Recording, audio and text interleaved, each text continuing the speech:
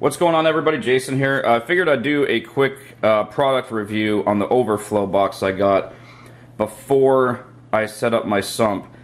And the reason being to properly do a product review is to basically do an unboxing sort of thing and then actually show it in use. So I want to show it to you guys out of the box, and then once I have it running on my tank with the sump going for about a week, then I'll do kind of an update review on how the box is functioning over time. So I already have this out of the box. This is just a box whoopie-doo. I got this from Amazon. It's actually packed really well. It's got some foam in there, and it's got some pieces for you that I'll show you in a minute. This is the Eshopps or Eshopps, I'm not sure how you say it, Eshopps PF 300 overflow box, rated for up to a 75-gallon tank. It measures about 6 by 3 by 10, but that's only the back box. And that's what kind of threw me off on trying to figure out what size of one of these to get for the aquarium, is that, you know, what does this measure, you know, and I couldn't see that when I didn't have it in my hands. So now that I have it in my hands, I think this will make a little bit more sense. So we'll go ahead and grab it. I already have this put together, and there's a couple of things you guys are going to want to know if you get one of these. First off, I actually saw a lot of bad reviews on these. I had a lot of people, I read people complaining about the quality of the plastic.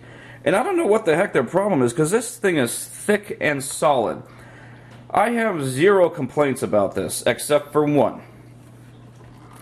Now, you've got, if you can see in here, you've got your wing nut that bolts on the, I guess, the intake box to the overflow on the back. And there's a slot right there, so you can adjust the height of your box to change the height of the water level in the tank. But there's one problem with this. So because of this, you know, if your fish swims real hard and hits this, you're going to kind of mess things up. I believe water will still pour in there. If you got your overflow tube on there, I think it's still going to work. However, in my opinion, that's pretty dumb. They should have gave you 2 of these wing nuts, 2 slots, so that you could adjust this parallel up and down and tighten them and not worry about this moving. This is kind of stupid. Unless there's some other use for it that I don't know about, but other than that, I really like this. It's thick plastic. It seems really sturdy, really durable. A couple of things I'll tell you. Here's this is supposed to reduce noise. You got this little PVC pipe with a small little tube, and you're supposed to put this over it and shove this down into the return pipe down here, and that's supposed to reduce noise. I'm not going to use that unless I need it. I'm pretty sure I'm going to need it, but I'm going to set this up without that to get maximum water flow going down here. I'm sure it probably will be noisy, and then I'll use that and see what happens. A couple of tips if anybody purchases one of these. Number one, these are not, first off, these are not hard to put together at all. You just screw on your bulkhead down here, and the little plastic nut they give you, make sure you screw it just like this. This side with the nut head is what's going to hit your tank, and this you can screw in or screw out to adjust to make sure that this is level. Coat this with some type of oil. I used olive oil, some cooking oil. I used a Q-tip and put some inside the threaded hole, and then I poured some around this plastic nut. It does not screw in here very easy. The nut is plastic. You don't want to break it.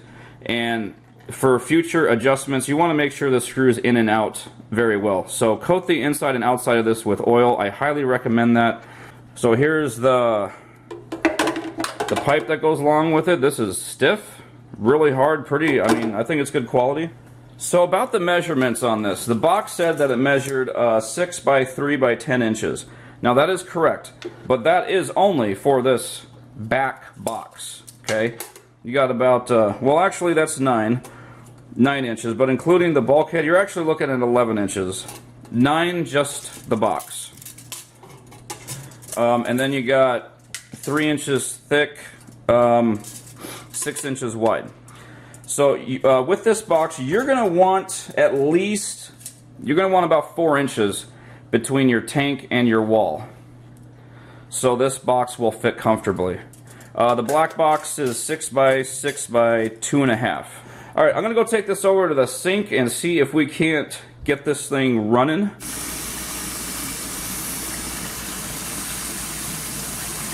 Alright, I got it working. Sorry I didn't show an exact step. As you can see, I got a big bubble in there, and I'll explain that. But it's working. I got the faucet going in there. It's coming up the hose, and it's coming out into the sink. So, I was not able to fully prime this with the air line. And the reason is that the hose kept laying at the bottom of this tube. I actually need the hose to be at the top, which is really impossible. So what I think I have to do is drill a hole and put a check valve on there like I see a lot of people do. Once I drill that, I kind of screw myself, so I'm going to have to get an exact size. But yeah, I mean, in order to suck all the air out of here completely, it is working. You can see the water going over the top, and it's flowing down. But you don't want to have any air bubbles in there, because that's what can break the siphon. You want this to be full. So I'm going to have to drill a hole and put a check valve, something to suck the water completely out of here. But it is working.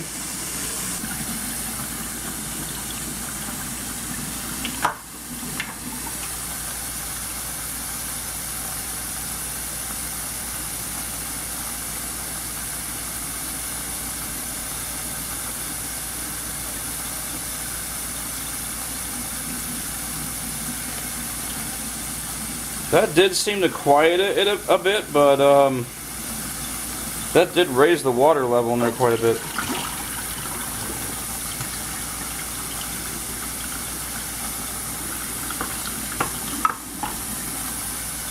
I don't know, we'll see whether I want to use that or not when I set up the tank.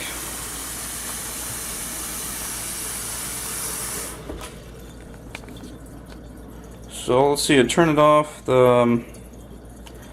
That bubble is actually leveling out. The water's draining.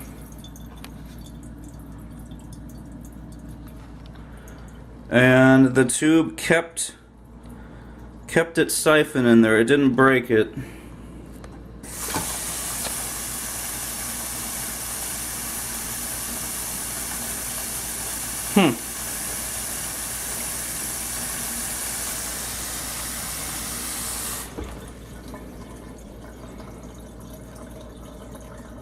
Interesting. Well, as long as I can suck all that air out and get the water completely full, this thing should work perfectly. So, alright, that's my review of the Eshopps PF 300 overflow box. I like it. I think it's going to perform good. It does not break a siphon at all. The only thing I don't like is how the intake box turns. And I think what I'm going to do is, once it's up and running, once I figure out the perfect water level for my tank, I'm going to get some acrylic glue and just do a bead across the top right here to lock it into place. The water shouldn't come up more than halfway over these slots in the holes, so there shouldn't be any water around here when my tank's running, so it should be dry. It should be safe to set some glue there while this is running. We'll see what happens, because I don't like the fact that this twists. My Jaguar gets big enough and he gets freaked out and zips across the tank. If he hits that, he's going to twist it, no doubt about it. So that's one issue, and I think I can solve that. But other than that, it seemed to work really well, especially for what I need it to do. So that's the review, guys. I hope this helps anybody out if they're maybe thinking of getting one of these. I think I covered just about as much as I can. The measurements. The construction's nice and thick. Make sure you oil that screw down there. Have the wing nut in this side. And watch out for that twisty part there. Stay tuned. I will show this up and running with my sump system. Try to get that video out as soon as I can. Thanks for watching, guys. Leave your comments in the comments section. Have a good day.